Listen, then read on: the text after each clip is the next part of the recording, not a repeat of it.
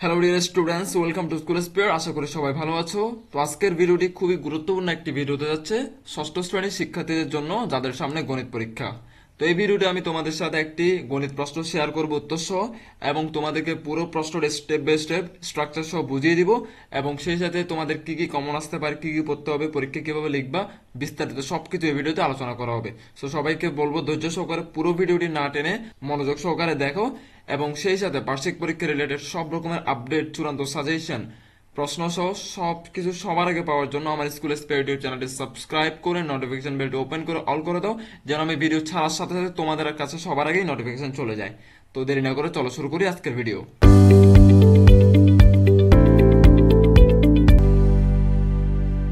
তোমাদের পরীক্ষায় থাকবে 3 ঘন্টা, এবং তোমাদের পূর্ণমান হচ্ছে 100। প্রথমে তোমাদের ক বিভাগ থাকবে গণিত পরীক্ষায়, এবং নৈর্ভিত্তিক নাম্বার থাকবে 25 নাম্বার।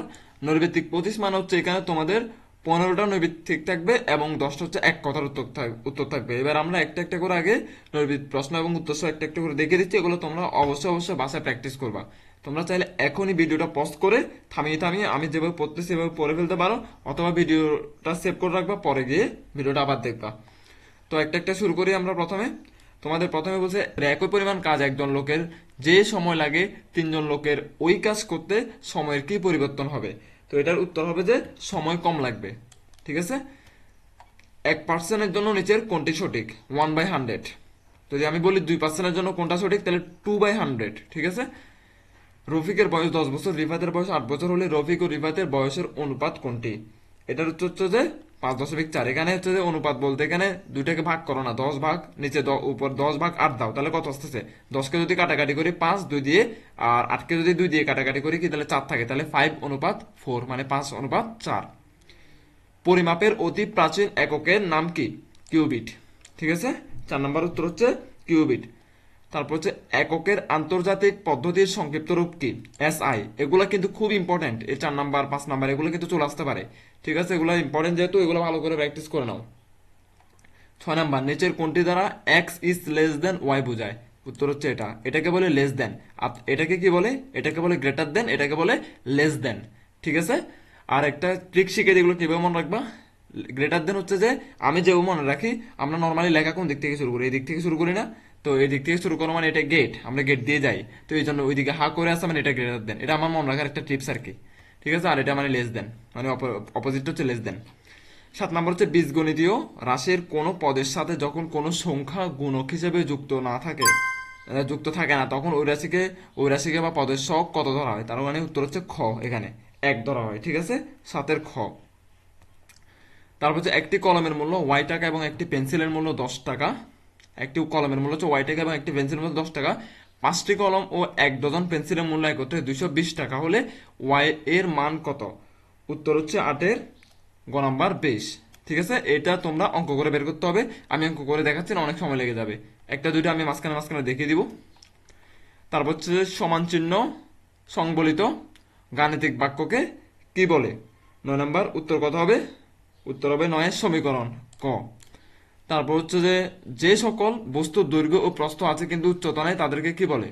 তাদেরকে মেবি দ্বিমাত্রিক বস্তু বলে। 10-এর হবে খ। ইউক্লিড কোন দেশের প্রতীক? এটা হচ্ছে গ্রিক। ঠিক আছে। এটা আসতে পারে, এটা দেখে নাও। তোমরা যদি এখান থেকে আমার সাথে একেবারে পড়ো না, কমন পড়লে তো আলহামদুলিল্লাহ।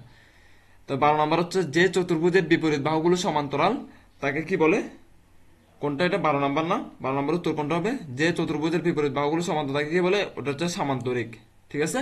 13 নাম্বার, কিছু সংখ্যা দিল, সংখ্যা দেওয়ার পর বলছে উপাত্ত সমূহ 10 12 12 13। তো এখন এখানে এগুলো মানের ঊর্ধ্বক্রমে সাজানো আছে না? হ্যাঁ, মানের ঊর্ধ্বক্রমে সাজানো আছে, তার মানে এটা 1 নাম্বার হবে এখানে। কারণ মানের ঊর্ধ্বক্রমে মানে কি? ছোট থেকে বড় আর কি। ছোট থেকে বড় আকারে সাজানো আছে না? আছে। ঊর্ধ্বক্রম মানে কি? ছোট থেকে বড়। দেখো, ছোট থেকে বড় আকারে সাজানো আছে। একবারে ছোট মানে 10, তারপর 12 12, তারপর 13 18 20 এরকম করে। মানের অর্ধক্রমে সাজানো, এটা মানের অর্ধক্রমে সাজানো না, এটা ক্রস। হ্যাঁ। কারণ এই অধক্রম মানে কি জানো? অধক্রম মানে বড় থেকে ছোট আকারে সাজানো। তারপর হচ্ছে উপাত্তগুলো কি বিন্যস্ত। তার মানে আমার উত্তর হচ্ছে 1 এবং 3। তাহলে 1 আর 3 একসাথে কোথায় আছে? 1 আর 3 গ নম্বর। তার মানে আমার 13 হচ্ছে উত্তর গ নম্বর। এবার 15 নম্বরে চলে যাই। 14 নম্বরে বলছে 7জন শিক্ষার্থীর 30 নম্বরের পরীক্ষায় প্রাপ্ত যোগ ফলাফল সামথিং সামথিং সামথিং কয়েকটা সংখ্যা দিল। উপাত্ত সময়ের প্রচুরক কত? উপাত্ত সময়ের প্রচুরক হচ্ছে 22। তোমরা প্রচুরক যারা পারো তারা পারবা। প্রচুরকের একটা সূত্র আছে, ওখান থেকে খুঁজে বের করতে পারো। তারপর হচ্ছে উপাত্তসমূহের মধ্যক কত, মধ্যক কিন্তু 22। ঠিক আছে, বাই দ্য ওয়ে এটি আমাদের ফেসবুক পেজ।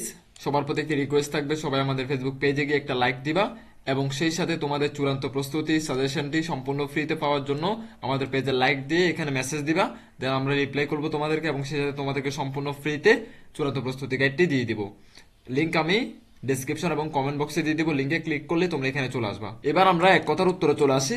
প্রথমে আমরা প্রশ্নগুলো একটা একটা দেখিয়ে দিব, দেন উত্তরগুলো তোমাদের সাথে শেয়ার করব।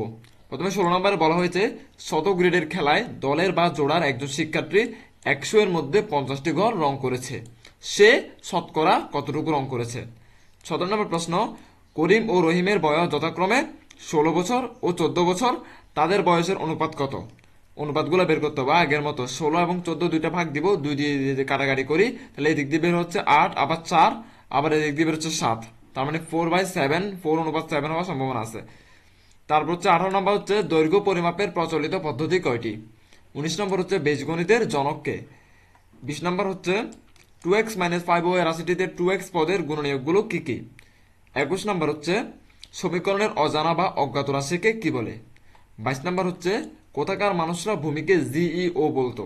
এই যে এগুলো দেখতেছো দুর্গমর এই দুইটা, তারপর হচ্ছে তোমার এই দুইটা, এগুলো হচ্ছে মুখস্থ করা সব, তো এগুলো ভালো করে পড়ে নিবে, এগুলো কমন করার সম্ভাবনা আছে, বিশেষ করে এটা বীজগণিতের জনককে, এটা এগুলো দেখে নিবা।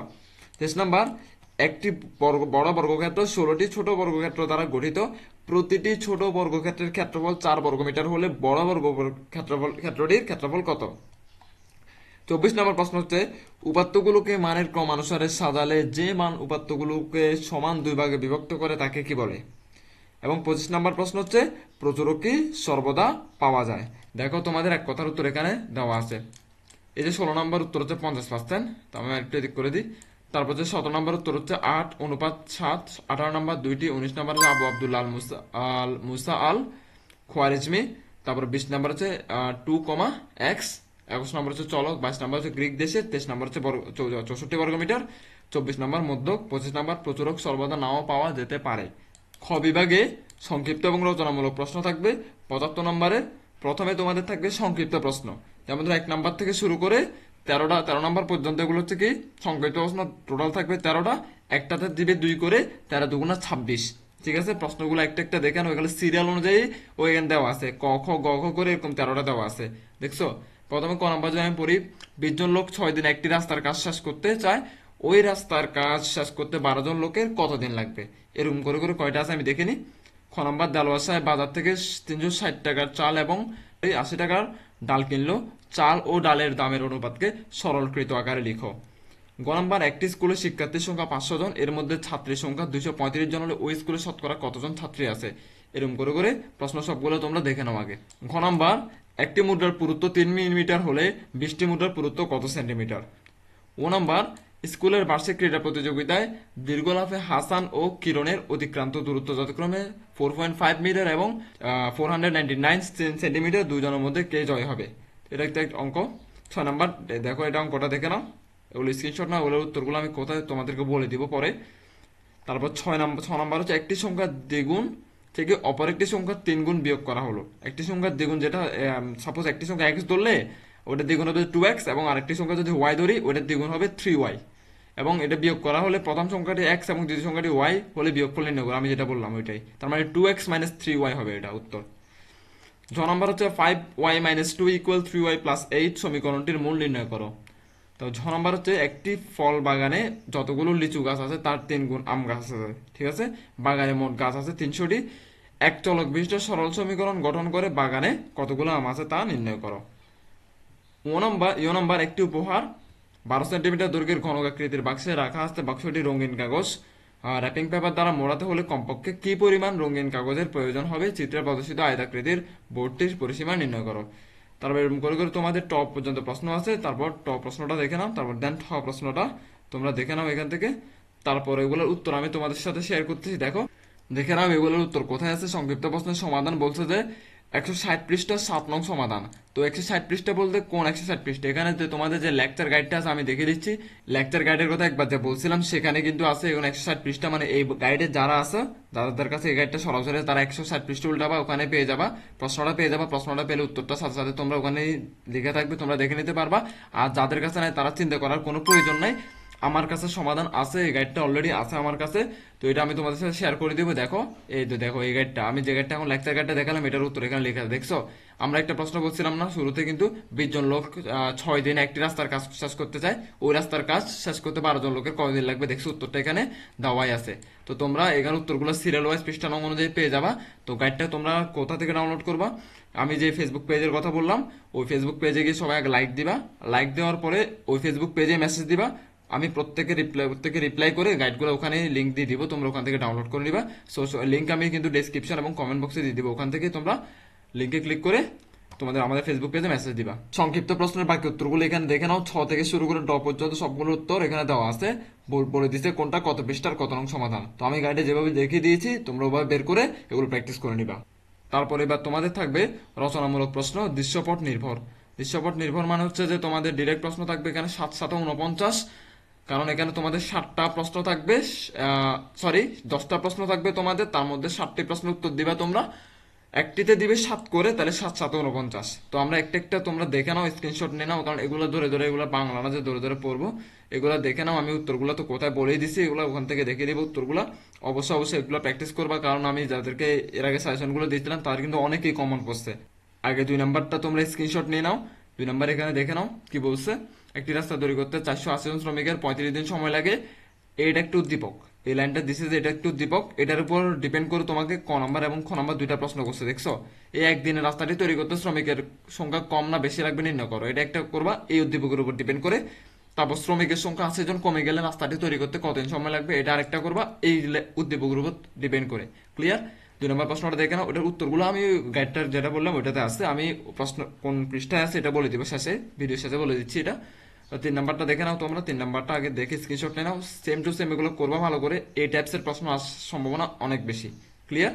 তোমাদের টিচাররা কিন্তু এখান থেকে প্রশ্ন করবে।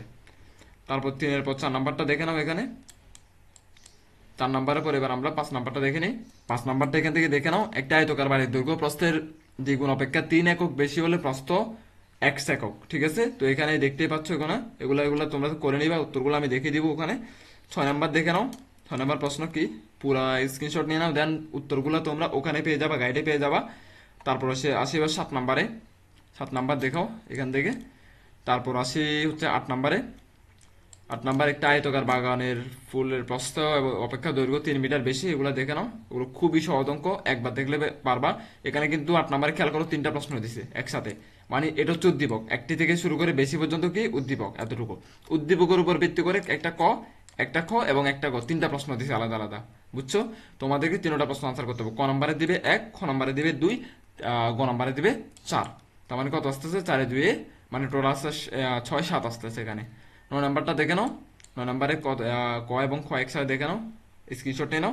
দেন আসতে 10 নাম্বারে, 10 নাম্বারটা তোমরা দেখে স্ক্রিনশটটা নিয়ে নাও। তারপর আর আছে কিনা দেখি আমি, আরেকটা আছে 11 নাম্বার, 11 নাম্বারটা দেখে তোমরা স্ক্রিনশট নিয়ে 11 নাম্বার কোথেকে দিচ্ছে তোমাকে, যে একবারে গণিত বই যে শেষ একটা অধ্যায় আছে ওইখান থেকে 11 নাম্বারটা দেওয়া হয়েছে।